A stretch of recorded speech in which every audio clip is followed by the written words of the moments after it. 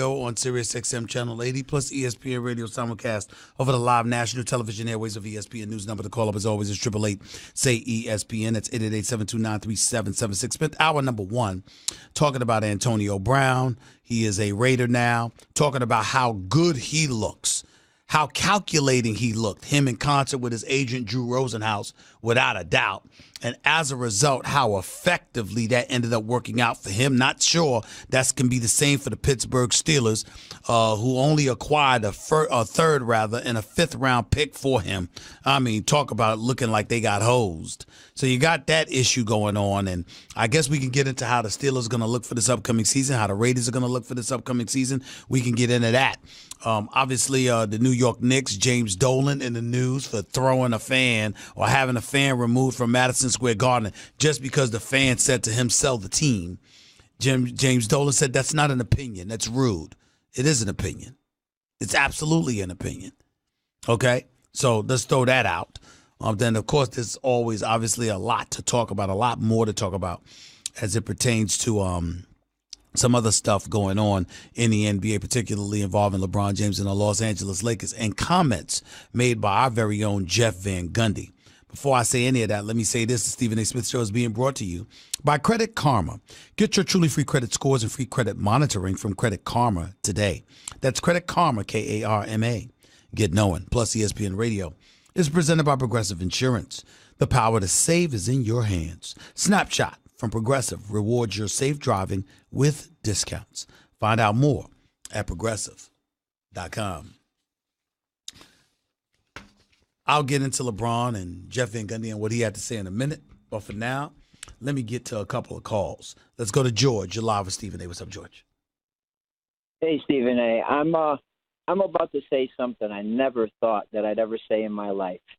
And perhaps you feel the same. There isn't another organization in all of football that would have allowed arguably the best running back and wide receiver to just walk out the door for hardly no compensation. As a Steeler fan, I am embarrassed by that. And I never thought I'd ever say that, Stephen A., because I've always been a proud Steeler fan my whole life. So have I. I'm very disappointed in them. I really am. I am incredibly disappointed in Kevin Colbert and the Steelers organization because you can't have Le'Veon Bell and Antonio Brown, and all you have to show for them is a third-round pick, a third-round compensatory pick, as well as a fifth-round pick. You've got to do better than that. It doesn't matter to me how the Steelers recover from this because I'm sure they will. And then credit to Kevin Colbert from the standpoint that, listen, Antonio Brown was drafted in the 6th round. He's drafted guys in later rounds that have really shown up and produced for the Steelers. So we can't ignore that. The man knows what he's doing in that regard. But it doesn't negate the fact that when you have elite talent that the Steelers had at their disposal in the form of Le'Veon Bell and Antonio Brown, you cannot lose both of them for the level of compensation that they had. Absolutely not. I just never thought that I'd ever. The Steeler organization has always been a top-notch organization. Yeah. They've always run things like the right way, and I just don't know what's going on in these recent years. They're underachieving. There's problems in the locker room. I just don't get it, and I just hope that it changes, but I really feel like this coming season, we're really going to see just how valuable Antonio Brown was to this team. Juju Smith-Schuster's going to feel it. Big Ben's going to feel it. Tomlin's going to feel it. Well, Big Ben is interesting because on one hand, he's got a lot to prove or whatever. But on the other hand, I tell you this, I'm going to leave open the possibility that Antonio Brown was either lying or embellishing the discord that exists between him and Ben, him and the coach, Tomlin, him and the organization. I think that it was a plan in motion. If Antonio Brown had his guaranteed dollars, I don't think any of this is an issue. But because he didn't have his guaranteed dollars, I think he made it an issue, and it wouldn't be surprising to me at all. I don't know this, haven't heard it from anybody. This is just my own personal opinion. It wouldn't be surprising to me at all if he were lying on Big Ben, and Big Ben was in on it. Go ahead, brother, get your money. Because unlike other sports with the guaranteed dollars, when it comes to the National Football League, players collectively and in concert feel shortchanged all the time and strictly and almost completely beholden to league owners, their respective teams, and the league office. And it disgusts them. So it's not beyond the realm of comprehension to me how, the possibility that, Ben Roethlisberger was in on all of this and said, man, I could take the heat. Go ahead and insult me. Come across as belligerent and cantankerous. Do all of those things. Get your money, bro. It wouldn't surprise me at all if Big Ben ended up admitting that was the case here. I agree. And maybe it has a little something to do with the way they treated Le'Veon Bell and Big Ben. Antonio Brown witnessed that. Yeah, absolutely. Absolutely. So we'll see. Appreciate the call, man. Thank you so much. Let's go to Brandon. You're live with Stephen A. What's up? Hello, yes, about James Dolan. Yes, sir. First off, I'm not a Knicks fan, but I feel bad for Knicks fans. I really do. Yeah. And, one thing I wonder, I don't know how anybody else thinks about it, is with James, is there a part of him that feels, okay, I have so much money, I can do what I want? Yeah, whether you like it, that's clear. Like it, that's clearly a part of his persona. There's no doubt about that. And he really doesn't care if the Knicks win or not? Well, I won't say I'm not going to accuse James Dolan of not caring. I think that there are things that he actually believes that happen that he thinks will contribute to winning, and he's just wrong about that. But I do know that he's a guy that clearly believes that he can do what he wants, that the rules that apply to everybody else doesn't necessarily apply to a billionaire such as himself. Mm-hmm. You just don't see him being as happy and joyful as other people out there, other owners and stuff. Yeah, I got you. And by the way, I said this was it wasn't the New York Post that wrote about James Dolan. It was Stephen Bondi for the New York Daily News. And the article basically, here's something that you might not know about James Dolan. He said his prized property, Madison Square Garden, has been fully tax exempt from the state for the entirety of his ownership. It has reached about $50 million annually that Dolan is keeping from the New York City Treasury simply because he inherited a loophole approved by Mayor Ed Koch over 35 years ago. Koch put in place to keep the Garden's owners from acting on a threat to move the Rangers and the Knicks out of Manhattan. A bill to repeal the exemption was defeated in 2016. So that's what we're talking about. We're talking about him having Madison Square Garden in the heart of Midtown Manhattan and ain't paying any taxes on the building and getting a $50 million a year break. I mean, you can't make this up, man. No. And then when you think about the Knicks being $4 billion, it damn sure ain't because of the basketball team. Oh. It's got to be because of the Garden. Exactly. No. I'm a Celtics fan, so I feel bad for the Knicks fans right now. But I got you. We got your call. We got your point. Appreciate the call, man. Thank you so much. Eric, you're live with Stephen A. Go ahead, Eric. Hey, Stephen A. What's going on? I'm all right. Talk to me. So this whole thing with James Dolan and him, selling the team with the Knicks. Do you think he cares more about the Rangers more than he does the Knicks, or does he want to add more value? I know he's getting in the way by making, these silly confrontations with fans and prior players. Do you think he's getting in the way, or do you think he's getting in the way as far as getting the team valuable? Y'all gotta be ready with your questions, because sometimes y'all are bouncing all over the place like y'all get on the airwaves and you're nervous. No need to be nervous, okay? Secondly, here's the deal. Dolan's not getting in the way per se in terms of him just as a basketball guy. He's getting in the way with his juvenile tendencies, the pettiness. And he's also getting in the way because as the steward of this franchise, okay, the business of Madison Square Garden sometimes gets in the way is a bit too invasive for the players. Because you got to deal with so many different things. So as a result, you don't want the headache. Now, Melo didn't want to leave, but you have an awful lot of dudes who don't want to come. And when they come, they don't want to stay. And that's really the problem here. Okay. All right. Appreciate the call, man. Thank you so much. Let's go to Zach. You're live with Stephen A. Talk to me. Hey, Stephen A. I'm calling in for Charlotte, North Carolina. Okay. Thanks for coming out to the city a couple of weeks ago for All-Star. My question is, I'm a Hornets fan. We have Kemba Walker. I know we should pay him max dollars, but at what point should we really just think about getting rid of Kemba and bottoming out to get a top pick that can what I would say to you is Kemba is the greatest player you've had in your franchise in a modern era. And he's got loads of heart. He ain't scared of nothing. And I root for my brother Michael Jordan, so I'm hopeful that he gets to keep whomever he wants, or he gets to move in the direction that he wants to. But I will tell you this about Kemba. See, here's where it gets tricky, because if you are the Charlotte Hornets, okay, Kemba's only making about $12 million this year. See, what you want to do is for you make sure you get some equitable compensation. The problem is that will he allow that? Because the bottom line is you're not paying him that money to get what he's worth in return for his services. Because Kemba Walker is grossly underpaid. For right now, but he's going to be getting a max deal if we keep him. Yeah. But if you're the Charlotte Hornets, you haven't been winning but so much with him, so that makes sense, but he's all you have. I mean, if Kemba Walker's not there, what reason is there to go to a Charlotte Hornets game? Well, that's true, but we don't have a lot of hope right now. We've always been a bottom-tier Eastern Conference team. Do we just tank it out like the Sixers did? I know you don't like tanking, but I don't like tanking that lasts years. I don't mind tanking for one season. But you shouldn't be allowed, like Sam Hinkie and the Sixers tried to do, to go to a fan base and to tell them, look, we ain't going to win for you at all for 4 or 5 years. That's ridiculous.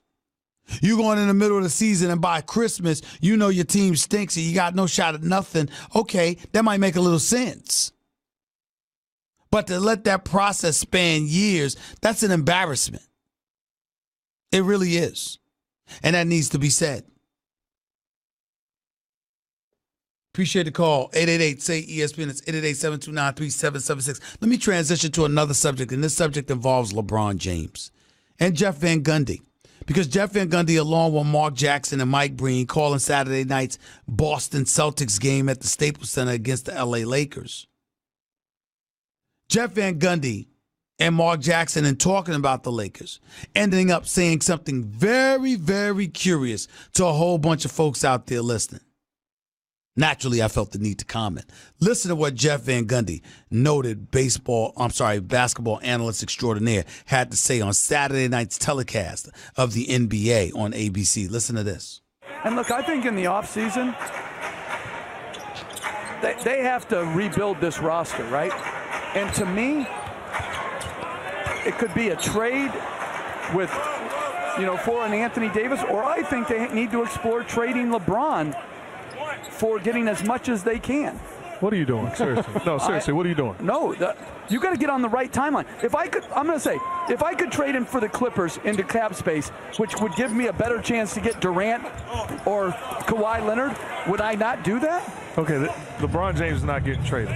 Okay? You got to put everything on the table. No, you can't. All I hear from the players now is it's business. Everything is business. Well, if it's business, then I have to do what's best for my business. I'm not saying you definitely trade him. I'm saying everything's on the table to get this team better. Everything. In fairness to my boy Champ, based out of Detroit, who always has brought up the possibility of LeBron being traded, because there's no greater LeBron James hater than him. You got Carlton with Bill Belichick and the Patriots. They won't stop. He can't stop cheating. You remember Carlton? That's Champ when it comes to LeBron. He just can't help himself. He's going to always find a problem with LeBron James. But in fairness to him, my boy Champ, he has religiously brought up the notion of trading LeBron James. I think he's insane. Jeff Van Gundy saying the same thing, not necessarily so, but I emphatically disagree with him. Now, Jeff Van Gundy waited a little bit too late to the party, came a little bit too late to the party when it came to trading Patrick Ewing eventually. So I find it a tad bit odd that he's to this point. Maybe learn the error of his ways because the Knicks traded Patrick Ewing to Seattle a little bit too late. But here's the deal with LeBron. LeBron, when healthy, is still arguably the best player on the planet. LeBron is great for the business of the Lakers. LeBron is a 27-point-per-game scorer. LeBron brings all of that to the table. If you had talent around him, there is no denying what he brings to the table. Now, it makes sense, and here's the biggest thing that Jeff Van Gundy's position doesn't make sense. Because Magic Johnson, a relative rookie at this, along with Rob Pelinka, another relative rookie at this. And you know how I feel about my man Magic. That's my brother. I'm rooting for him. But he's new at the job. If this were Jerry West, the great Jerry West, and Dr. Buss, the late, great Dr. Jerry Buss, God rest his soul, if he were still alive and running the Los Angeles Lakers with Jerry West as his guy, there's nothing to talk about here. Whatever they decide to do, you trust them because they were that brilliant at what they did. But we're talking about Magic and Pelinka here. And we're talking about the ability or lack thereof for you to attract marquee free agents. Like when Jeff Van Gundy said, all right, I got to do everything. I got to put everything on the table. Excuse me, are you sure you'll be able to get Kevin Durant and Kyrie Irving if you don't have LeBron? Are you sure you'd be able to get Kawhi Leonard and Kevin Durant if you don't have LeBron? Are you sure you'd be able to get Anthony Davis and Kevin Durant if you don't have LeBron? The fact of the matter is, we can't be certain they have anybody. The fact of the matter is, we can't be certain they'd be able to get anybody because nobody will want to come. That's the problem that the Lakers have. See, Jeannie Buss, lovely, wonderful Jeannie Buss, is convinced that everybody wants to be a Laker. No, they're not. No, they don't. There is a legitimate argument. This is the reason why the Anthony Davis situation was such a big deal. Because Anthony Davis may be the only marquee free agent willing to come to L.A. for the Lakers. Ladies and gentlemen, I got to tell you something. And my God, I hope I'm wrong because I think basketball is better when the Lakers are relevant. Please understand, I don't root against the Lakers. I root for them. And as much as I love my man Doc Rivers, and I respect the hell out of the great Jerry West and Steve Ballmer and what he brings to the table, let me be very, very, very clear.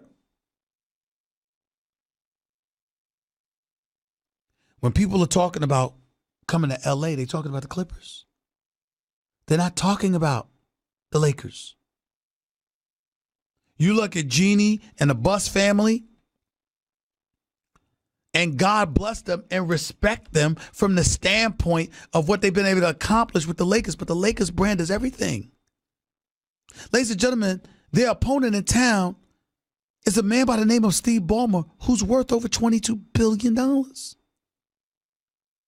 Lawrence Frank is renowned for his work ethic and, by the way, his basketball knowledge. And he was a former coach in the NBA. He's now your president of basketball operations. Is Doc Rivers not a candidate for Coach of the Year with the job that he's done with this bunch?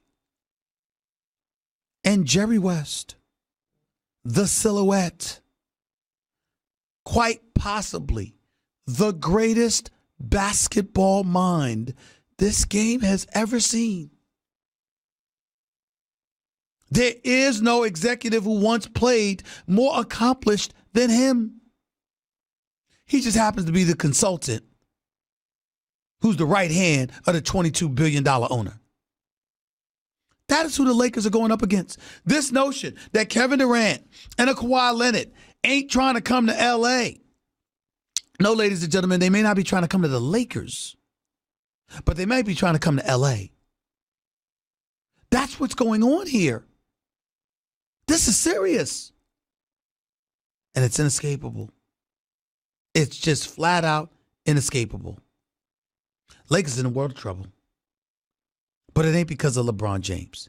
Even though you hear about players that don't necessarily feel him right now, ain't too enamored about playing with him right now, didn't necessarily buy in, were taken aback and offended that he was open about his desire to have Anthony Davis, knowing it would mean half of them getting shipped out, blah, blah, blah, blah, blah. LeBron James is not the problem. Not the problem. He could do things a little bit better. He's not perfect. But he ain't the problem. The problem is that you have a Laker franchise that has been an absolute mess since Christmas. That's approaching free agency. Hell bent on saying this is an attractive place to be. And at this particular moment in time, all they have to sell is the weather. That's the problem the Lakers have. All they have to sell to say, please come with us, you won't regret it, is the sunshine and the palm trees of Southern California. That's it.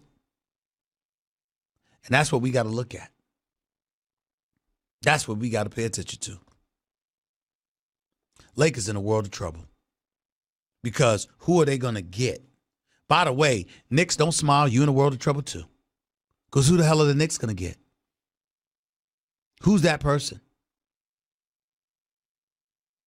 Be honest with you, we've been hearing about Kevin Durant and Kyrie. I wouldn't mind Kevin Durant and Kemba. I wouldn't mind if Kyrie stayed in Boston. As much of a showstopper and box office he is, I wouldn't mind if Kyrie stayed in Boston or went back to L.A. or went to L.A. and joined back with LeBron, rather. Wouldn't bother me. I wouldn't mind seeing the Knicks get a star and Kemba Walker. Because I think Kemba Walker is a miniature Kyrie, who's just as much of a killer. But what do I know? What do I know? 888-SAY-ESPN is the number to call. It's 888-729-3776. You are listening live to the Stephen A. Smith Show, ESPN Radio, ESPN News. Back with your calls and more about Antonio Brown, about Le'Veon Bell, who I think his top three teams should be Oakland, Indy, and Philadelphia, probably in that order. Gonna get it. Of course, I was talking about the Knicks. Definitely gonna talk about the Lakers. You heard what Jeff Van Gundy said. Should the Lakers consider cleaning house and trading LeBron? It's just a question. Just a question. You know what else question that I have? Why shouldn't LeBron ask to be traded? That's if we're talking basketball, of course. If we're talking Hollywood, then I guess he's where he's supposed to be. 888-SAY-ESPN. You're listening live to Stephen A. ESPN Radio, ESPN News. By the way, if you haven't tried the delicious, high-quality meat from ButcherBox, you're going to be blown away. ButcherBox brings you meat the way it's meant to be so you can get all of the benefits you're supposed to get.